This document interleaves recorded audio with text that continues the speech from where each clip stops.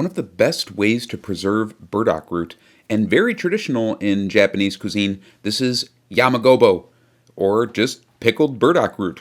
You can be pretty creative with this recipe. It's super easy, and it's one of the best, like I said, one of the best ways to preserve burdock.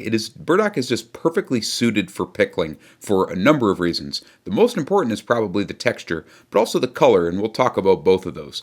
First thing you're going to do is get some burdock root. This is going to be the best with purchased burdock root or gobo from your local Asian grocer. They'll just be a couple bucks. They're reasonably cheap.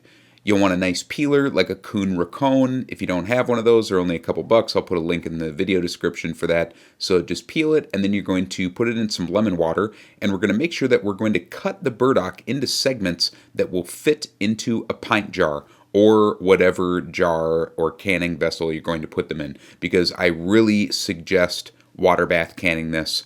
Mostly to make it tender, but it also helps to really concentrate that flavor. And then you can just forget about it on a shelf. But you see I have a whole bunch of pickling ingredients here. There's some kaffir lime leaves, a bunch of ginger, wild Szechuan peppercorns, and then because burdock is light in color, we're going to add a coloring agent, so tumeric here.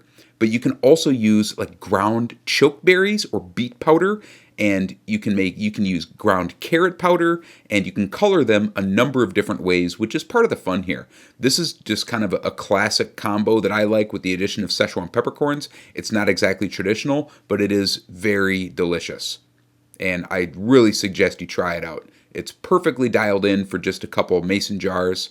So the first thing we're going to do here, get that pickle liquid all boiled and concentrated, then spoon a bunch of the goodies into the bottom. This is going to help with the dispersal. You want the pickles to look pretty and attractive in the jar, and we're going to do that by helping make sure that all of the goodies aren't stuck at the top.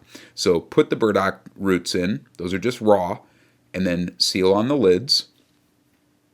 It's super easy. Then all we do is put these in a water bath canner that was boiling. I'm going to put it back on the stove, and then I'm just going to put a lid on that. I'm going to boil it for 10 minutes. I start the timer when the pot starts to boil again. And this is the same for basically any pickle in a pint or a quart. And what this does with the burdock is it helps tenderize it. A lot of recipes do not do this, and you just make fridge pickles. The burdock is really tough, so it really needs that additional cooking that you get from cooking it in a water bath canner. Then when it's all done, you can take them out. You're going to want to cut them into bite-sized pieces, and these are very often put into sushi rolls, which is part of why I like this really strongly flavored, but you kind of want just like matchsticks like that. Very nice on a pickle plate, put into sushi, eaten straight out the jar. Lots of different ways that you can flavor it. The full recipe is linked at the top of the video description. Thanks for watching.